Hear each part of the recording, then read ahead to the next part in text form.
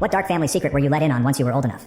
1. My parents took me to Disneyland for my 7th birthday. I recall landing, going to the park, having a great first day or two. Then my parents had to step out and take a bunch of phone calls. They sounded very stressed. They kept telling me nothing happened and everything was okay. Eventually we flew home, and surprise, took an extra couple days to go to a big water park away from home. I fondly remembered this birthday and eventually forgot about any of the weirdness. Maybe 10 years later my parents finally told me what happened. My uncle, my dad's brother, tried to kill himself on my 7th birthday. He shot himself in the stomach with a rifle. He was poor, addicted to drugs, no work, etc. He felt depressed. My dad had the life he always wanted, so tried to kill himself. He ended up living. My parents took me to the water park so that we didn't have to come home to him leaving the hospital. By not telling me, my parents let me keep my birthday as my day, not the day uncle tried to die. Knowing how a 7-year-old's brain works, I probably would have thought I had something to do with it. 2. My dad's first cousin is serial killer Kenneth McDuff. We saw the America's Most Wanted episode when it aired and were so surprised to hear about a McDuff, not knowing he was a relative. 3. Not exactly dark, but I found out my father wrote porn novels under a pen name to make ends meet when I was a baby. I've been trying to find one ever since. 4. My uncle was actually my cousin. He was kidnapped as an infant, and when he was returned a year later, my aunt didn't want him back. My grandparents adopted him, so he was legally my uncle. 5. My great aunt's husband killed his first wife.